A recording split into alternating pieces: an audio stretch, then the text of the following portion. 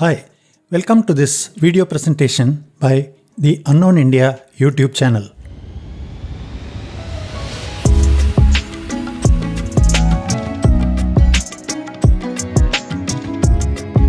What connects two ancient Vedic Hindu tribes, namely the Kodavas and the Kalash, physically separated today by a distance of nearly 3,500 kilometers? This video is based on a research article published in Travel Karnataka magazine. It establishes a strong connection between the two communities in terms of their attire, customs, religious practices, etc. Before we delve into that, let us familiarize ourselves with the traits of each community. The author of the article is Mr. Ganesh Venkatraman, a retired IRS officer of Bengaluru, a terrain biking enthusiast with interest in travel and Indian history. He has authored several such articles and a novel. A complete list of his creations is provided in the description of this video. We are thankful to Mr. Ganesh for letting us use his research findings in this video.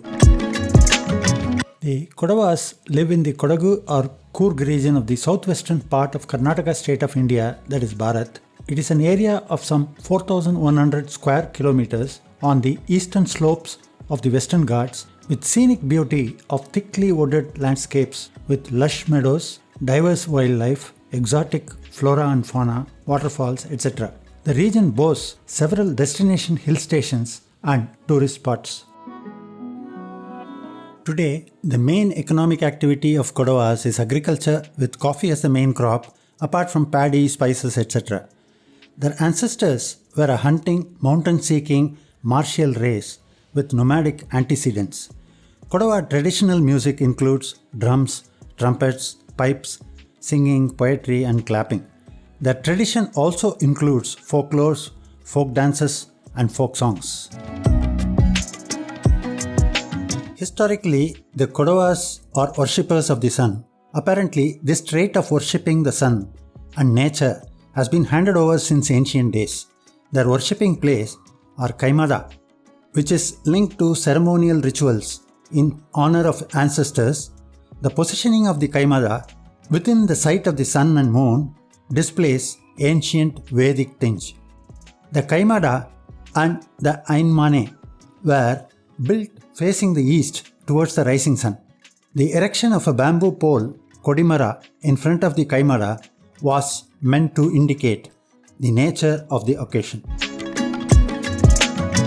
They worship the river Kaveri as their goddess, with special prayers offered on Kaveri Sankramana or birth of Kaveri day at Talakaveri, considered to be the origin of the river. River worship clearly indicates Aryan origins in concept. The Kodavas offer fowls to the spirit Kulia inside the forest through the Devarakadu or sacred groves for deities, an act of appeasing nature through the ancestors. The propitiation of ancestors once a year through a ritual called Karanang Kotpo, now called Karana Bharani, is also very important for them.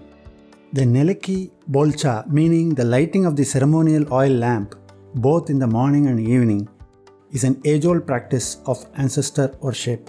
Lamps are also used for other functions like wedding. The three most important festivals the Kodavas celebrate are Kail Pod or Kail Muhurta, celebrated in September, indicating the end of ploughing and transplanting sessions of the paddy crop.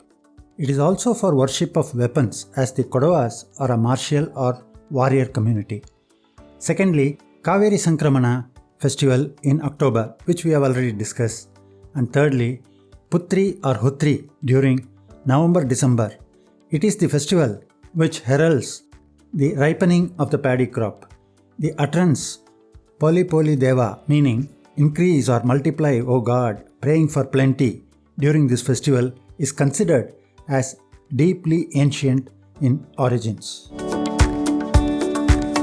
From what we have seen so far, the Kodavas are a unique ethnic mountain people practicing an exclusive form of religion and traditions which can be strongly linked to a kind of ancient Vedic as well as present-day Hindu practices. The origins, history and ancestry of Kodavas has been an intriguing puzzle for ethnologists, with various theories and hypotheses floating around. Such ethnicized group should have identical ethnic elements with familial similarity to survive and flourish as a uniform and identical intra-ethnic group. Only an exclusive pre-existing ethnic group can absorb and practice stiff ancient versions of Vedic and Hindu ideals, passing them down the generations. Genetically, the Kodava males are identified as brachycephalics, that is, with broad and rounded heads and skulls. There is a tribe called Kalash in the Chitral region of Khyber-Pakthunkhwa province of Pakistan. They are from the Dardic family of indo-aryans. The Kalash are considered to be Pakistan's smallest and unique ethno-religious groups practicing a religion classified as an ancient form of Hinduism. The related ethnic groups are Nuristanis and other Indo-Aryan people. The Kalash are considered to be indigenous people of Asia, with their ancestors migrating to Chitral Valley from a location which was possibly further south, which the Kalash call Siam in their folk songs. The languages spoken by these people are Kalasha, Chitrali and Urdu. The Kalash are migrants or refugees, and they are also considered to be descendants of the Gandharis, that is the people from the Gandhara region. The culture and traditions of the Kalash are stunningly unique in comparison with the contemporary Islamic traditions and practices surrounding them in the Chitral valleys. The Kalash have aggressively preserved these traditions.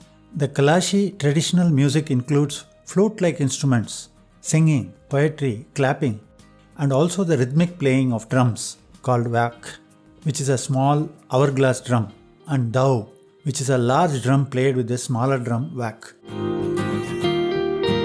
They are polytheists, and nature plays a highly significant and spiritual role in their daily lives. The Kalash tribals offer sacrifices and hold festivals to thank nature for the abundant resources of the three valleys called Kalasha Desh. The Kalash mythology and folklore, though have been compared to ancient Greece, have actually been found closer to Hindu traditions of the Indian subcontinent. The Kalash are basically mountain people celebrating three main festivals.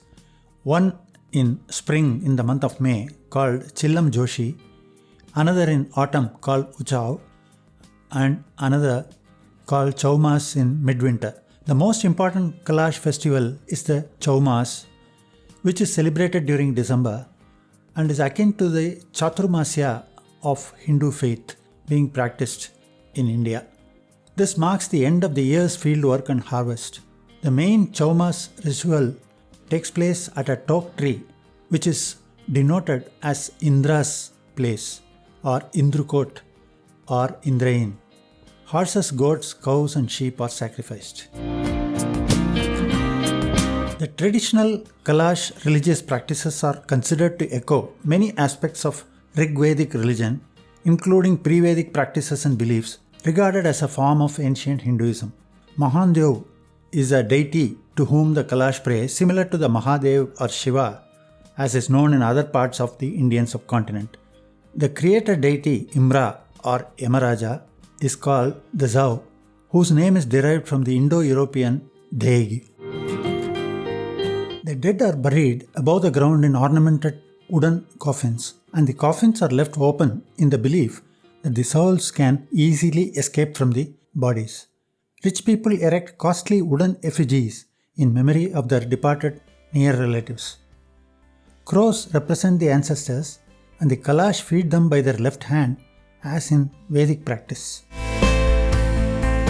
In various genetic studies of the Kalash, they are detected to have distinct aboriginal links with only minor contributions from outside people.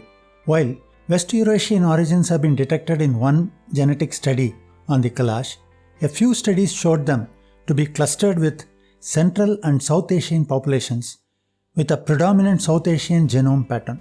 Interestingly, another study found no evidence of their descent from soldiers of Alexander. Historically, as we have already seen, the Kalash are stated to be indigenous people of Asia, with their ancestors migrating to Afghanistan from a distant place in South Asia.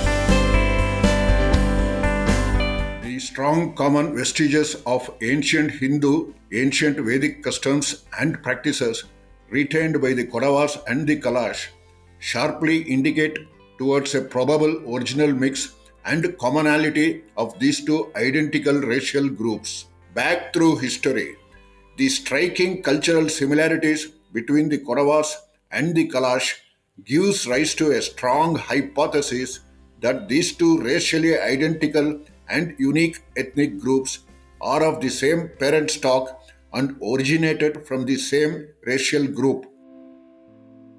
The present physical distancing of the Kodavas and the Kalash may have its reason somewhere deep down inside history pages. One strong possibility being that their parent ethnic group may have been persecuted during the Islamic invasion of the subcontinent, forcing the group to split and migrate, one upwards into the mountain terrain of Khyber and the other down south into the safe mountain terrains of the Western Ghats. Another possibility is the telescopic involvement of the Kodavas in tribal migrations along with other tribes and branching out later, retaining their unique identity. We hope that future research can determine which of these hypotheses is really true. Please check out our playlist of all videos on India's heritage, civilization and culture, as also our other videos in the full playlist, and also subscribe to our channel by clicking the respective links. Thank you.